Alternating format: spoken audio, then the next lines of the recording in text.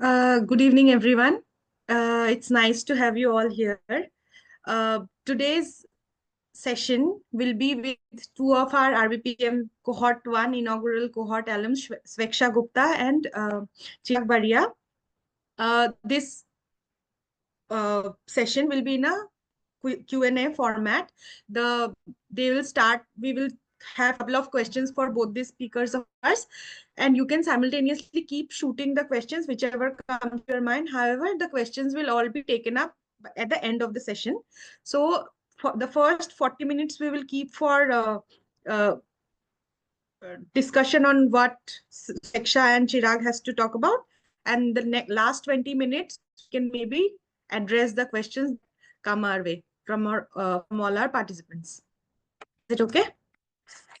Uh, okay.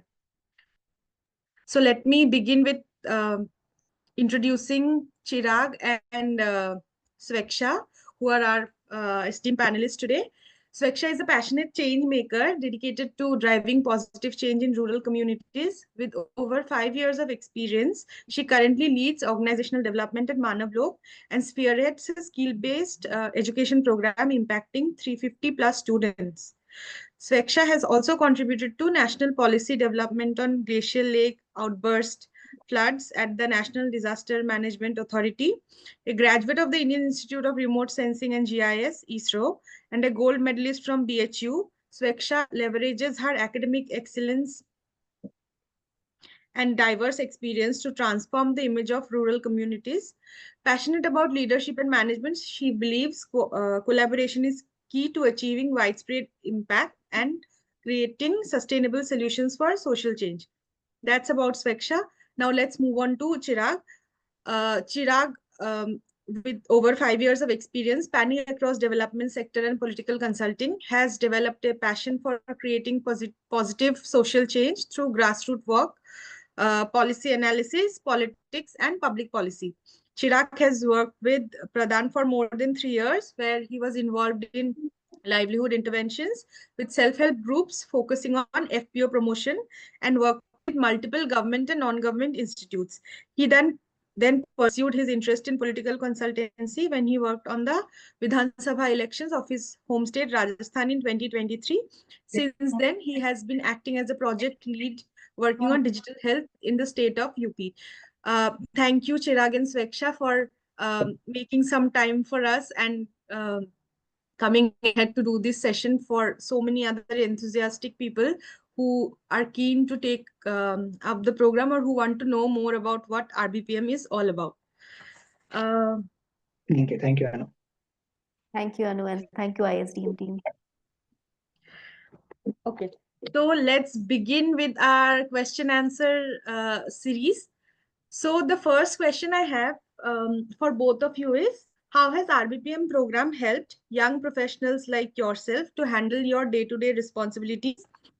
Has it contributed significantly to the way you have been looking at things at Workfront? So I would request Chirag to go ahead with his response and followed by Sveksha. Okay, so basically the course coincided with my timing of joining my new organization. So when I joined my new organization in the month of April, basically what I did was I started working on the activities that were predefined by the earlier team. But then it come to a point where I had a fair understanding of what the things were going. And when I needed to make the future roadmap for my projects, that is where I went back to the theory of change which the earlier team created. And it was kind of at the same time when I was going through this course, so it put a lot of things into perspective, both what the project was trying to do and how it was envisioned in the earlier stage. And then when I took on my role, when I was 2-3 months into my new role as a project lead, for the newer projects, I went with this approach, which was taught in the course. And as the timing was right, when I was designing my new project, I guess I was able to use the theoretical learning which I gained to my project. So it helped me a lot in clearly defining what kind of stakeholders I'm dealing with, what kind of timelines I'm looking into, what is my expectation of a particular project vertical or a different kind of stakeholders. So in a way, I guess this course helped me in defining my weekly interventions at the same time, doing that while keeping in mind the larger perspective of the project which I was planning to do. So I guess both the course and the timing of it helped me a lot. Over to you, Saksha. Thank you, Chirag, and thank you, Anu. So RBPM program has been an absolute game changer for me. And I would say so because before joining the RBPM program, it was very difficult for me to understand why we are doing this process. The entire program has been designed in such a way where it will give you a structure as a step by step guide, like this is what you have to do whenever you are planning any program, the step that has to be taken and why you have to take that step, it is very important. So always that purpose was always aligned whenever we were discussing in the entire duration of 3 months of the program, that why we are doing what we are doing. Also, for the young professionals like me who have stepped up into a leading role, and as well as for the professionals who have shifted from corporate and now they are in the development sector, these structures and these step-by-step guide is very crucial. For the NGOs and for the ground team who have been working in this sector for decades, it is already wired in their head what to do, when to do, and it is everything is conditioned. But for the young professionals who are like us, anything in the written format is not there, and that is where this RBPM program comes in handy, where you understand like this is the entire process, this is the entire phases that you have to take the program, and you will be like what why we are doing that, there is a sense of purpose that is always attached to it. And I would also like to take a moment and highlight this program is called as results based program management. And to all the mentors who were a part of this program, they kept their focus on the results, like they kept their focus on the desired change that we want to achieve. We learned many concepts in this entire in the 3 months of duration, but the focus was never shifted. We learned from that perspective and we keep coming back that this is the desired change that we are looking for, and this is the step we need to take, go for it. Thank you, Speksha and Chirag. Moving on to the next one. How has the adoption of RBPM influenced the effectiveness of program delivery in development sector? You can talk from the lens of, since you both are associated in the with the some implementation organizations, you can put forward your take from that point of view as well. So over to you, Chirag.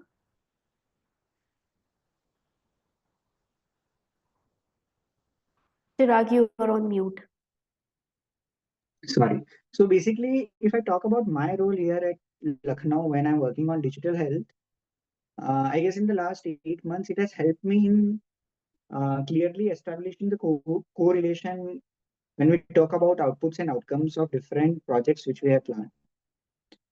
That too, the engagements which we keep on doing daily. So sometimes what happens is uh, the motivation of the team dies down, right? At that moment, I guess this exercise of revisiting what you were doing, why you were doing, how are your activities linked to the goal which you had in mind, how have you come to this point in this particular project. So this revisiting the initial idea, the initial log frame, and it helps. I guess that has been my major learning and this program. So I remember an exercise which I do around stakeholder mapping. So what I specifically did was created a roadmap around what are the kind of activities that I need to do with specific stakeholders, as I was dealing with some government stakeholders at the same time with some private stakeholders. So that I guess helped me to uh, clear out a major roadblock which we had in our project. So I guess in smaller aspects or in the larger vision, it helped me a lot in that sense. Over to you, Shiksha. I feel when it comes to program delivery, like I've been working in Manavlok for the past 3 years now. The one thing that was missed and that was taken forward in the RBPM program was the need assessment, the importance of need assessment. It is very crucial, and this is one thing which most of the NGOs and even the corporates miss it. So I have realized that we are not investing our time in doing the need assessment correctly, or even if we are doing it, then we are rushing through it. We are not following the due process which is need to be followed. And as a result, what is happening? We are making a lot of mistakes at the time of program delivery. So the entire program was helpful in realizing the importance of this need assessment. The second thing was detailed plan. Like everything has to be planned from the beginning. You have to work out on everything, whether it is about your process indicator, it is about your stakeholders, it is about your budget. Everything has to be done at the initial level so that you can anticipate anything that could go wrong during the time of execution and delivery. Third thing, which was my major takeaway from this, from the RBPM program, was implementation and monitoring. And I'm using both the terms here simultaneously because they both go hand in hand. They both run parallelly. Before coming to this program, I thought that it is the next step. Like first we go with planning, then is implementation, and then we are coming with monitoring, and further after that to evaluation. But I realized during the program that implementation and monitoring has to be done parallelly. We cannot wait that once the implementation is completed, then we will move to monitoring. We have to also decide like what we need to monitor, who is going to monitor that, and what are the indicators that indicate that the change that you were trying to achieve, it has been achieved. So everything has been done, and this level of micro level planning, all the program leaders must know this. They should have this knowledge of how detailed the planning has to be done. Sure. Uh, to this, I come to the next question. In what ways does RBPM contribute to resource optimization and cost efficiency in project implementation? Does Sweksha want to address this first? Sure, I'll take it. So we learned various concepts during the RB during the 3 months tenure. One thing that we learned was, which was very crucial, and I find where most of the NGOs make mistake, is budget. We learned about all the resources. They were finance, there was also HR, and of course the budget. But budget is the most crucial part. We learned that how and what is the right way to create a budget. So I'll share a short story. Like during this session, our mentor asked from all of us, like how many of us are including the salaries of senior management team who are either partly contributing to the program or they are somewhere related to the program in our budget. And only few hands went up. This clearly showed that very rare or very few of us were following the right practice for budget allocation. So the program helped me in understanding like किसका budget डालना है, कितना budget डालना है, किस percentage में डालना है. So that was very helpful. Secondly, in terms of HR, I also talk about that we do the stakeholder analysis, what Chirag was also talking about, that every role is defined. Again, at the planning level, you are defining किसका क्या role है, किसकी क्या responsibility है. And we went to an extent where we also discussed that what if XYZ person is not doing their roles and responsibility, then what strategy we have to come up with. So it was very essential for us to understand like how these resources have to be utilized. And when we understood that this is how we have to do the resource allocation and optimization, automatically our cost of we were able to analyze the cost as well of the program. Over to you, Chirag. So I guess for me, the answer would be more or less similar to Siksha. I would add a couple of points into here. Basically, when we look at the financial aspect of it, so that point has been very clearly communicated by Sweksha. I would focus more on the activities that we map out because of this exercise. So as we have clear-cut definition of the activities and what we are envisioning out of a particular project, so at the starting of a project, if a proper resource allocation, both in terms of human and financial angle is done, then it smoothens out a lot of process, lot of hurdles which we most of the times face while implementing a project at a later stage. So if you have that clarity at the start of project, it helps a lot. At the same time, it also helps us establish a clear monitoring and evaluation framework, which Diksha discussed in the last part. If that is the thing there, the risk which we face while implementing a project reduces to a lot of extent. And in that way, our costs are reduced drastically. So I guess these two things are my addition when we look at result-based program management, that how it helps an organization, or let's say not an organization, but a team uh, manage their both financial and human resource better in that way. Sure. Um, does RBPM reduce the time it takes to achieve intended outcomes, or does it create additional administrative burdens? What do you think, Chirag? I guess this was a question which I was conflicted when I was doing this course also.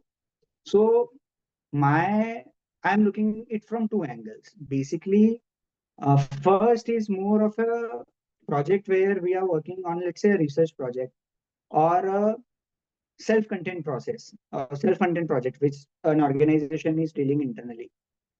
Where I am very sure that it reduces a lot of time because your processes are efficient, you have a lot of clarity on what to do, which individual has what things to do, what are clearly defined outcomes and outputs, and the mapping is easy in that case. But when I consider projects which look at multiple stakeholders, so I'm very sure on the part that it provides that efficiency in conducting day-to-day operations and businesses.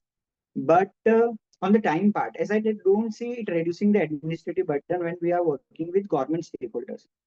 So while it increases the efficiency, I'm not sure when we are dealing with the government stakeholders, it reduces time because the time factor for multiple projects when we are working with government is because of their administrative burden which are there in the government structure, not much because of the project thing. So I'm sure it reduces a lot of time when we are working internally and on the self-contained processes, and it increases efficiency with government stakeholders. But on time part, I'm not that much sure. Over to you, Shiksha. This is actually a great question, and I would like to begin with a story.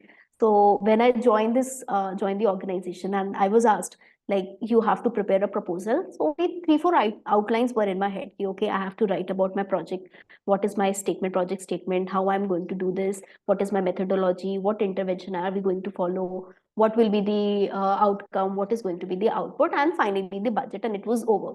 But after joining the RBPM program, I realized there are so many processes. There is need assessment that you have to do. There is stakeholder analysis. There is PTA. You have to come up with log frame matrix. You have to come up with LFA, and all these things on a surface level, it might look like it is very overwhelming, as well as there are too many steps that you have to follow. But when you dive a little deeper, you will realize it's actually streamlining your entire process. It is reducing your time at the time of program delivery. You won't be stuck at the time of delivery and execution, like what next has to be followed, because everything has been planned out at the initial beginning stage. What usually happens is that when we are not clear with the process, when we are not clear with the structure, we often get stuck at the time of execution, and we are neither able to allocate our resources properly, and we forget the what is our desired outcome. We will focus more on the activity, like this activity we have to do, then we have to do this next activity, this is the phase that we have to do it. But the way this entire program was designed and the way these concepts were taught to us, it showed us that everything is oriented keeping the desired outcome in mind. So each step there is that you have to follow, but you will not miss out on the desired outcome. You will still achieve your desired outcome in that case. So if on a surface level we look like, yes, there are too many tasks, but actually it is reducing your time, and it is increasing your efficiency, what Chirag also mentioned, increasing your program efficiency. Our mentors, while they were discussing about this, they said a quote, and I would like to say it like, the more you sweat in peace, the less you bleed in war, which is very apt. Like, the more you invest your time, energy, and money in planning the entire program, the less you will be cluttered or confused at the time of execution. That's very well put, Sweksha. How do you think RBPM has influenced capacity building efforts within the implementing organizations and local communities? Any of you can take this, either Chirag or Sweksha, whoever is comfortable first. Chirag, you can go ahead. Okay. For this, I would go back to my first organization, which was Pradhan, where I was working in the field. Basically, what I was engaged was in livelihood interventions with SHGs and VOs of that particular district, which was Betul, Madhya Pradesh. There I was engaged in creating a farmer producer organization with women farmers as board of directors. So when I look back, I guess I was not aware of these frameworks as per se, but this was an activity which I carried out during my course also, when we had to create the TOC and different assignments which were given. So I did that on my experience of Pradhan. So what I realized is ki when we were doing the capacity building of the board of directors, which were women farmers, I guess this was something which I did unconsciously, as we had a 3-year timeline in our mind where we planned different activities. So I guess this approach in some way helped us design the capacity building of board of directors in much better way. There were trainings which I carried out, but if I would have knowledge of this course or this structure at that time, I'm sure that the trainings and capacity building materials which I have used or the processes which I have done while incorporating the trainings would have been improved a lot better. But if I look at the process which I did at that time, I guess it was very more or less similar to what we were envisioned, as we had clearly defined what outputs which we are looking, what is the change in community which we are envisioning after 3 to 4 years, changes in both qualitative and quantitative terms. So I guess that helped us decide what we need to do. So as of now, I'm not much into the implementation part of it, but when I look back at my experience of Pradhan, I can clearly see the things which I could have improved while doing the capacity building at the community level. At the same time, I also believe if you have that clarity as a project, as a person who is working for a particular project, and if you have that idea of what you are looking forward from a project, I guess that helps you to build a positive rapport with the community which you are working. So they look you more with that confidence, and I guess that is something which I believe is the most important aspect of a community engagement when we are doing an implementation project at the ground. So my experience of implementation is more from the past, but I can clearly see how these concepts could have improved my capacity building trainings better at that time. Over to you, Siksha. So there are two ways to look at it, that how the RBPM program has impacted the efficiency or capacity, improve the capacity building of the implementation organization as well as for the local communities. So I'll talk first for the implementation organization. It is definitely, for example, like I have taken up this course. Now I will share it with my team members. It will create a ripple effect. I know like how to plan, execute, monitor, and how to evaluate the entire program. So similarly, my team will also know, and it will overall improve the program delivery of all the programs that we are doing in the organization. In terms of capacity building of the of the local communities. So I think this program has been a reflection of me, what mistakes we were making as an implementation organization. And one mistake was we were doing the where there is an attitude level problem, we were doing the awareness level intervention, which is not right. And we realized this during this entire course. Like for an attitude level problem, you have to sensitize, you have to expose the community. Then only there will be a behavior change, which we often talk about. We cannot change the behavior of the community by simply awareing them. So there are three aspects. There is knowledge, there is skill, and there is attitude. And these are the three ways we improve the capacities of the local communities. Also, the capacity of the organizations, like the people who are working in the organizations, their capacities have to be improved as well. So the program helped me in understanding whose capacity has to be built and how we have to build it. Like both the processes were taught very efficiently during the entire 3 months time. Another mistake as an implementation organization, which I feel most of the NGOs make, is that we will include the communities at the decision making level, but we will not include them in the planning level, which is the biggest mistake that we are making. So we have to see the local communities as our partner, not just as a beneficiary or as a stakeholder. They have to be an equal partner at every level, from whether it is planning, whether it is execution, whether it is changing in the strategy, whether it is monitoring or evaluation. We have to include them in every aspect.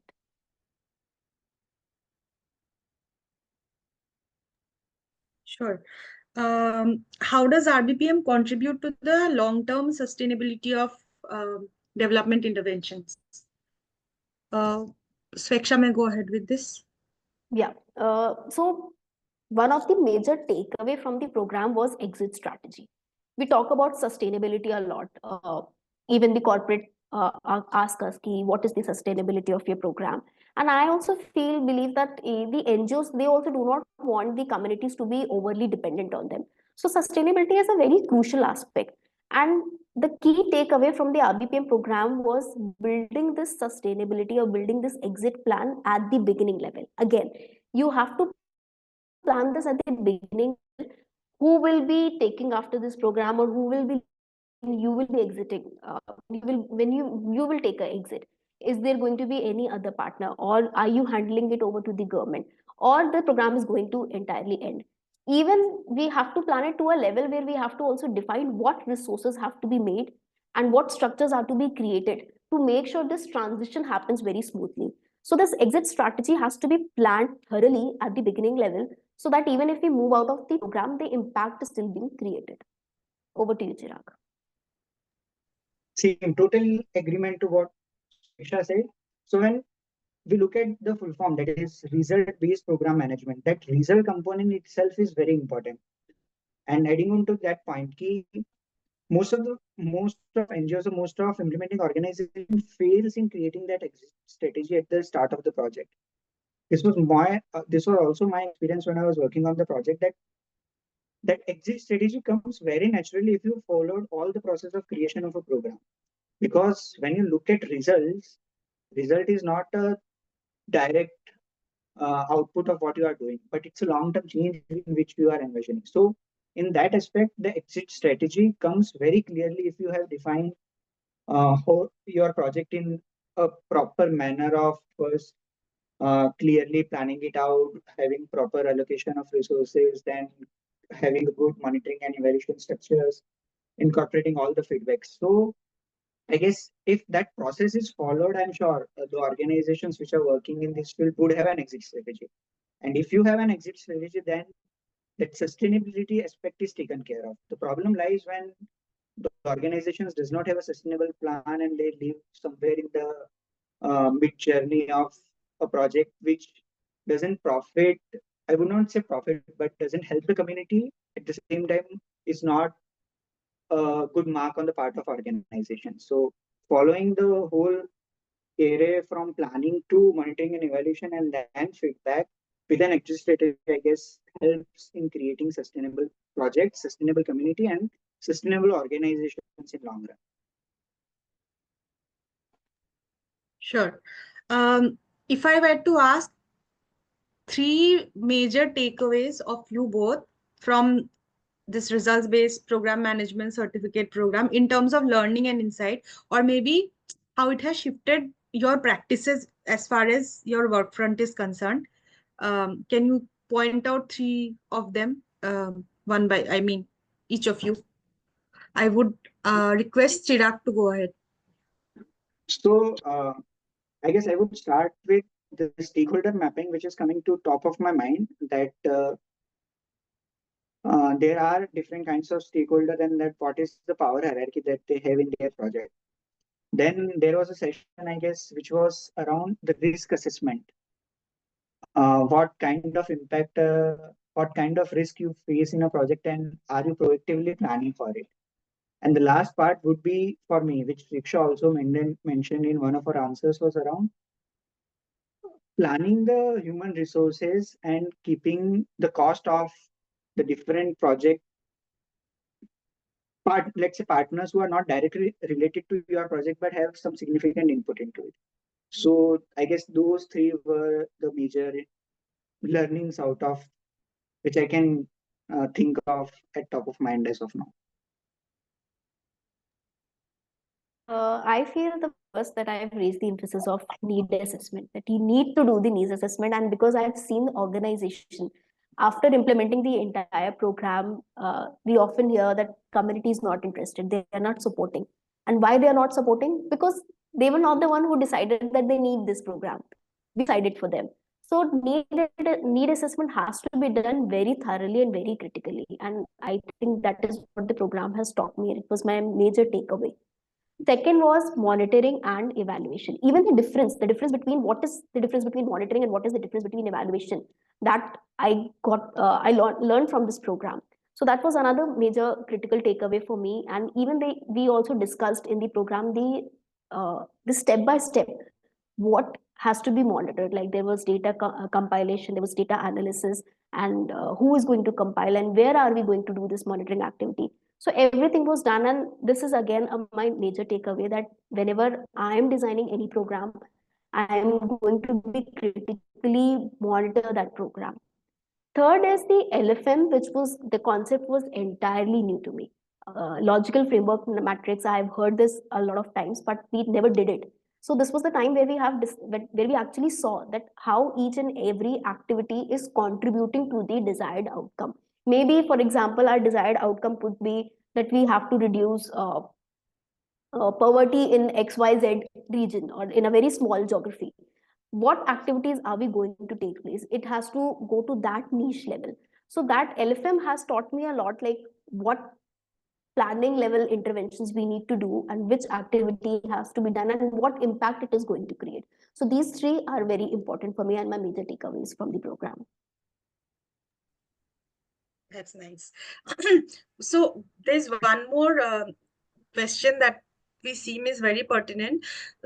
So do you think this program can equally help the CSR organizations also? I'm asking because since you both are working in implementation organizations, and as you know, most CSRs do most of their work through the implementation organizations. They function as funders to those implementation organizations, and in coordination, they do accomplish a particular project. How important do you think, and in what ways can it help the CSR organizations as well if people from those organizations opt for this kind of a program like RBPM? So I would go first on this. Sure.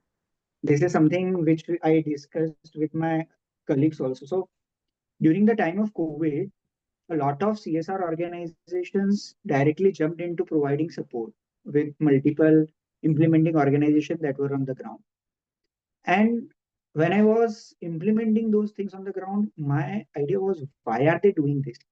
It's, do they want just to end their CSR funds at the end of March, and that is why they are doing this, or do they have a vision in perspective? So I get it is very crucial for all the CSR organizations to have that structure in mind, because when they are providing funds, if they have clarity on why they are doing this, other than just spending out their money, it can create a huge impact, and it can also support the implementation organizations in planning their activities. As I remember, we were asked to have these oxygen cylinders delivered to the community health centers. But when the peak was in March, April, those deliveries came in the month of January, the next year. It was just around finishing their funding, which was there for CSR. So if this clarity is with the CSR organizations, then I guess it would help the implementation organizations a lot, and at the same time would obviously improve the community aspect of it, and the I guess it would make the life of implementation agencies a lot better if CSR organizations can think around it. So that's my thought on this. Anu, I think it's a very controversial topic, and I definitely vouch for this, that CSR should be a part of this program. And I also feel that ISDM can be that moderator. Like while NGOs are also learning to improve their processes and be more stringent with the timelines and deadlines, CSRs also need to understand from where the organization is coming from. They do have some experience and they do understand why this is important and this is the way they should do it. Instead of stifling the organization with a lot of compliances and reporting and formats, it is sometimes it is better to hear what they are trying to convey. And we need to definitely change this narrative around that they are donors or funders. So when they become partner, I think then there will be an equal dynamic will be set up. Right now, what I have seen working in the organizations who are doing this work for the past 40 years, there is always a power dynamic between the funders as well as the implementation organizations. And they are treated as God most of the time. Like whatever the funder is saying, we are agreeing to it without even putting our opinion forward. So it is better and it is high time where CSR should be seen as equal, they should be seen as a partner, and they should also understand that why we are doing what we are doing. What I talked about need assessment, like to be honest, none of the funders right now they want to invest their money in need assessment, which is actually very crucial. Why do we want to do certain activities? And it will also help us to come up with the strategy. If this is not working, what else we can do? So no organization is willing to spend at this moment in need assessment. But I think ISDM can be a great part here, and they can be as the moderator where they can tell what organization are doing and what experience do they have, and why it is important to hear from their opinion also. I will also add one more point to this. It's more around how the CSR organizations may measure the impact of their fund. So if this process is followed in a proper manner, I guess a lot of times what the conflict implementation organizations have with CSR is around how to measure that impact. And I guess if that journey is done keeping both the aspects together of the implementation organization and CSR, I guess it would help a lot in taking their interventions forward and at the same time a better utilization of the donor money. So that is just one more addition to it. Right. There's one more question that we have received, which says, as far as this program is concerned, like this certificate program, this program seems very technical in its nomenclature and seems very, I mean, what do I say? Kind of jargon that is used very commonly in the development sector. But people would also want to know, is this program engaging, and what are the kinds of activities that made you go through the program, not feeling the monotony as much, but kept you together and made you do that, since the schedule is quite hectic as well, back to packed 3 months every weekend. What are the kind of activities that you guys were engaged with at group and individual level, and also was it engaging enough?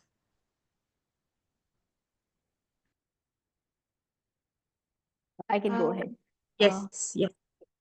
Definitely, it was very engaging.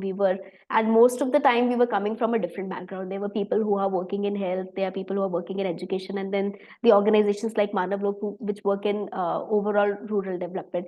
So the entire process was very engaging, and although it might feel like the nomenclature is slightly complex, and these are all jargons, but it is important to know. It is important to know why we are doing this, why we are calling it LFM, and why it is important to do this activity in your program. So the mentors, they make it so engaging, and it isn't done in the form of activity oriented. We were always in a breakout room discussing and brainstorming a lot of stuff. A lot of assignments were also given where we, even though it was slightly difficult, sometimes it gets difficult to manage it during your working schedule as well and on the weekends. But it is necessary to have this conversation with the team as well. Why we are doing this, and the activities are designed in a way which will push you to think beyond what you have seen, beyond what your organization is doing, and think from the perspective of other organization. Think that you are a third person, you are from the point of view CSR also.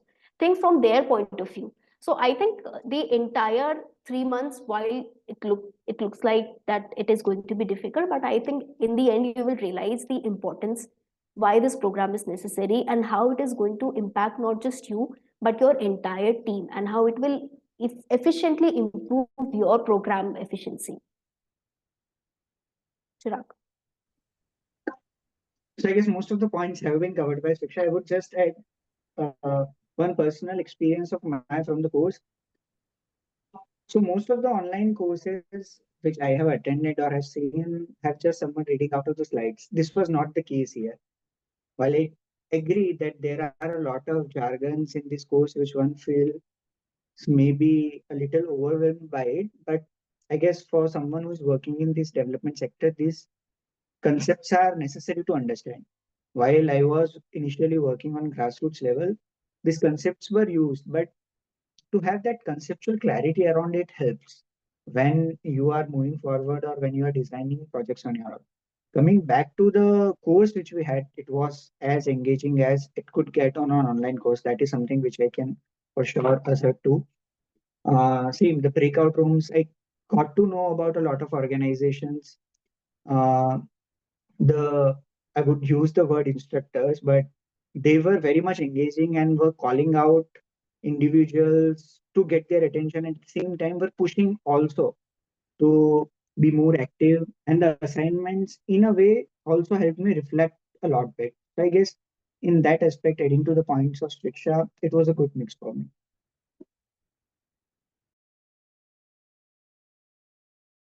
That's great. Do we have any more questions coming our way for our speakers today? The floor is open. We have 10-15 minutes more. If there are any more questions, both of our speakers can address them.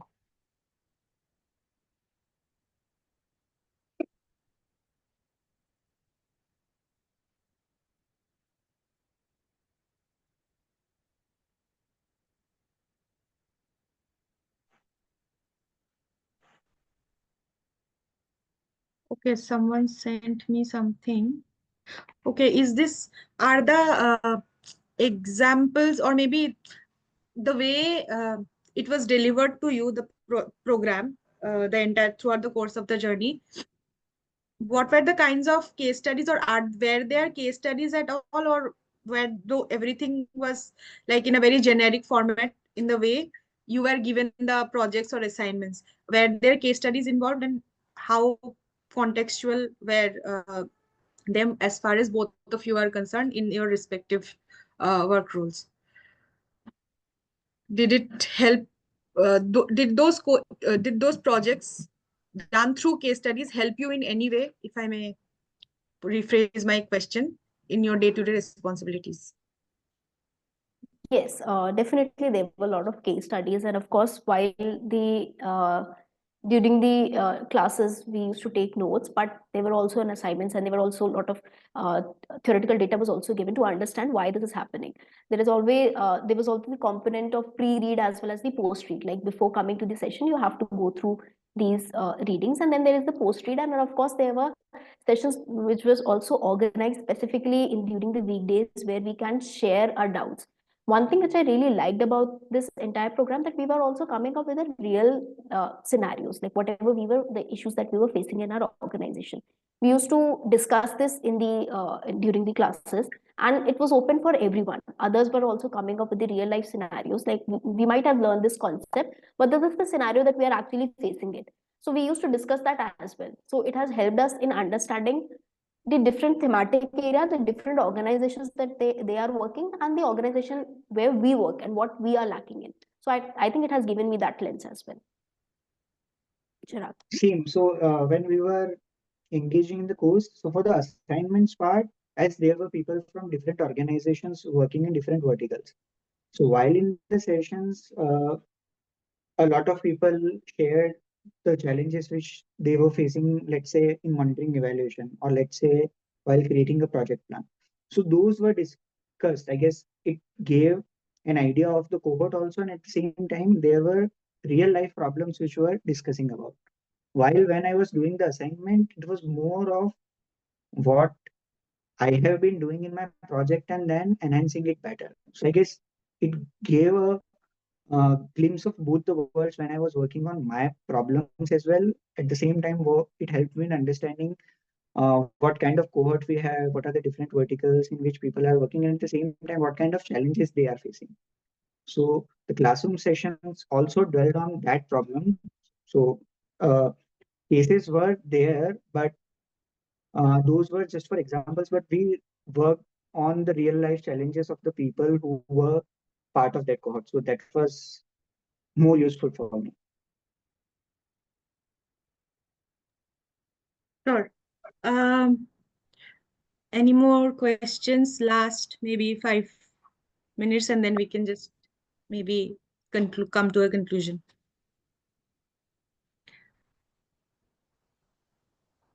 Okay. I don't see any more questions coming. Uh, this was an absolutely wonderful session. You both addressed all the questions that we had for you. I mean, with like great sense of calm and a lot of logic that went behind answering them. Thank you so much for making time for us, Chirag and Sveksha, once again, and addressing our audience today who are here with us to get the pieces of your mind about this program and RBPM as a concept as a whole. Thank you for organizing this. It was great. Thank you so much, Anu. Thank you for making it so interactive. And thank you so much, Chirag. I got to learn lot from your perspective as well. Same here. And if anyone is like, I'm not sure if the group members are there, but they can contact us if they want to know. Yes, absolutely. Absolutely. We can become that coordinator who can reach out to you for any kind of doubts on around this course or around this concept in general. Sure. Thank you so much, Chirag and Sveksha. With this, we come to the end of the program. You've been a wonderful audience with all the questions that we received. Thank you so much and have a good weekend ahead. Thank you. Thank you so much, Anu. Have a great day. Bye. Bye. Bye. Bye. Bye.